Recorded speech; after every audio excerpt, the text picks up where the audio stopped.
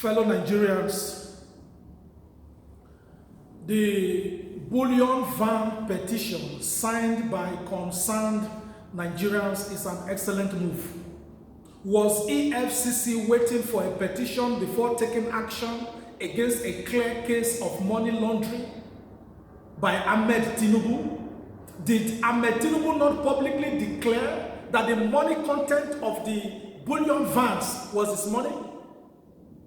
Do you put school fees in bullion vans?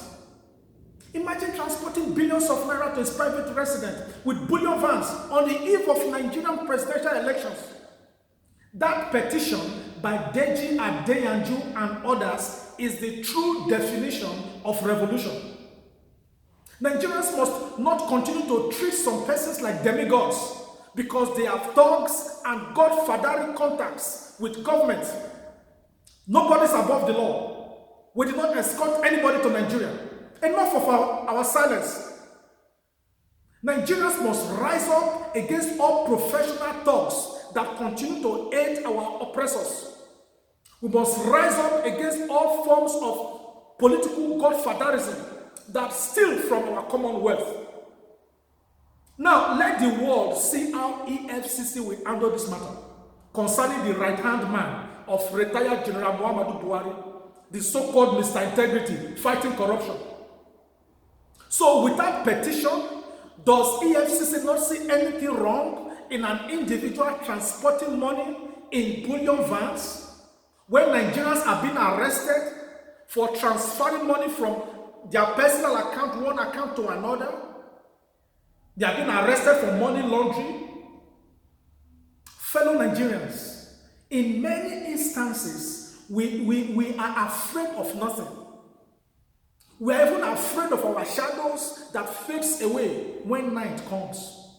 We must rise up and challenge whoever is a stumbling block to the progress of Nigeria.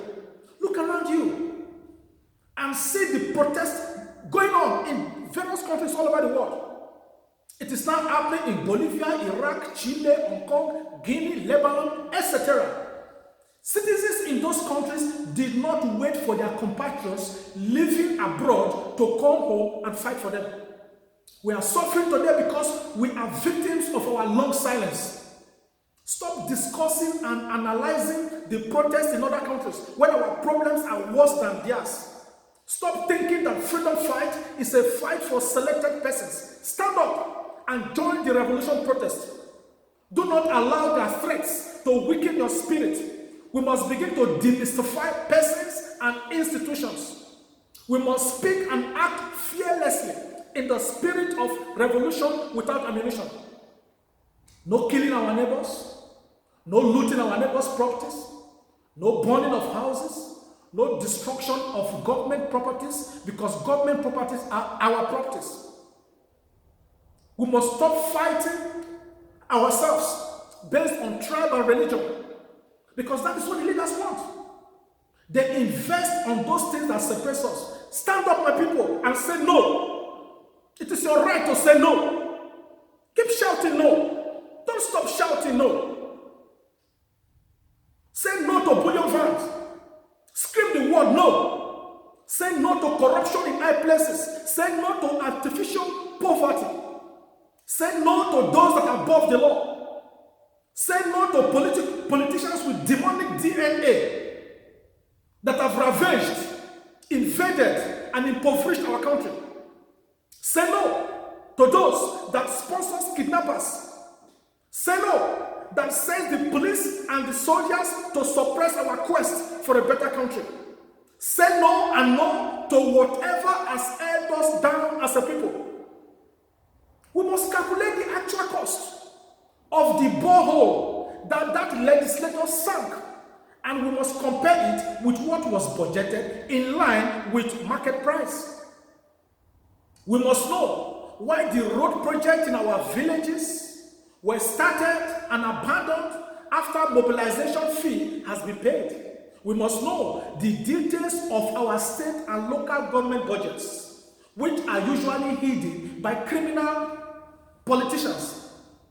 They just give you the amount of the budget, but they don't give us details because they have things to hide. We must know how much was previously spent on the drainage system as flood continues to ravage our land.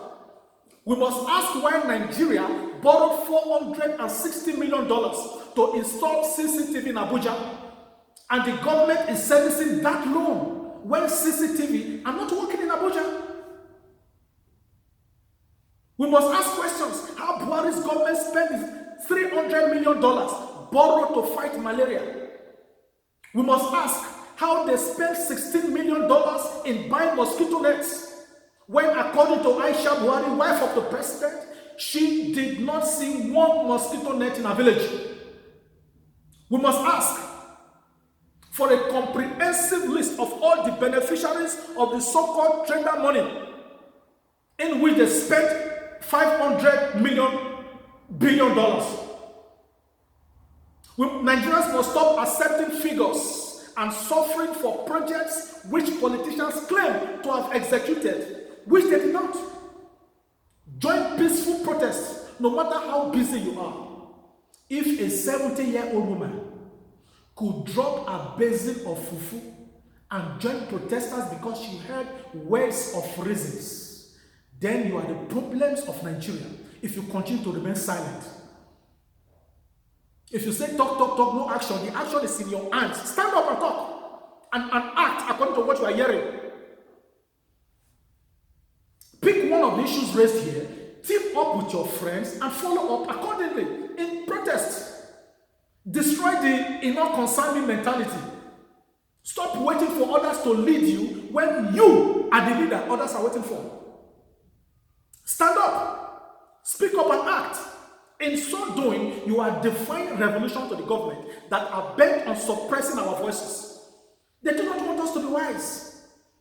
They do not want the scale to fall from our eyes. Wake up, my people. Our freedom is closer than we first thought. Thank you, Deji Adeyanju, and all those working with him on this matter of the petition to EFCC. You are not alone. The Global Coalition for Security and Democracy in Nigeria is fully with you in this. We call on all well-meaning Nigerian lawyers to give full and free legal service to this petition. Tinubu confirmed that there was money in the bullion vans. Now the question is, how much was it? Which bank owns the vans? That is the job of EFCC. How much money was assigned for transportation? That is the job of EFCC. Where and how was the money withdrawn? That is the job of the EFCC. Let us see how EFCC will be used to kill this matter. Does the amount fall within the conditions of the law? What is Tinubu's sources of income?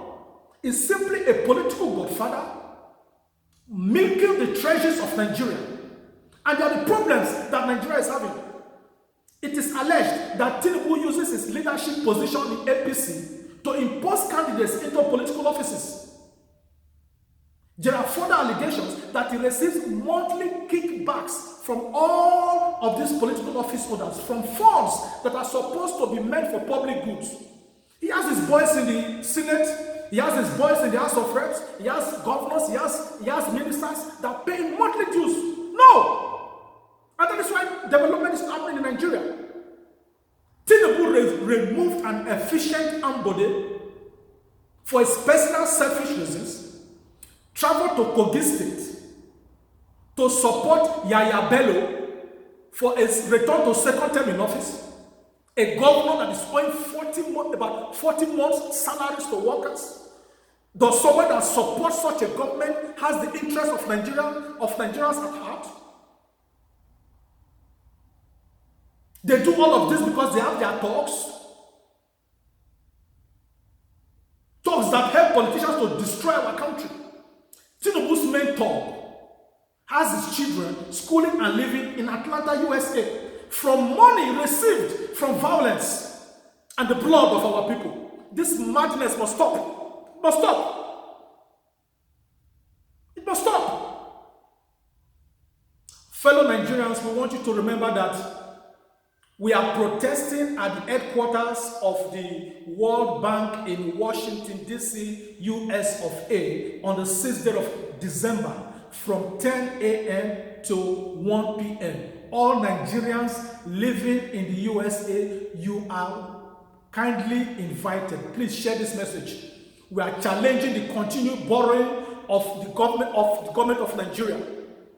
We are telling World Bank that our government steal what they borrow, and they have made us the poverty capital of the world. Let us know if World Bank officials are privately receiving money as kickbacks from Nigerians. That is from the Nigerian government. Maybe that is why they are always in a hurry to give loans to our government. We are doing this because we are saying no. Stand up and say no. Talk no. Scream no. Speak no. Think no. They will try to stop your voices, but remember that your voice is your voice. Enough of this nonsense. From criminal politicians, we are saying no.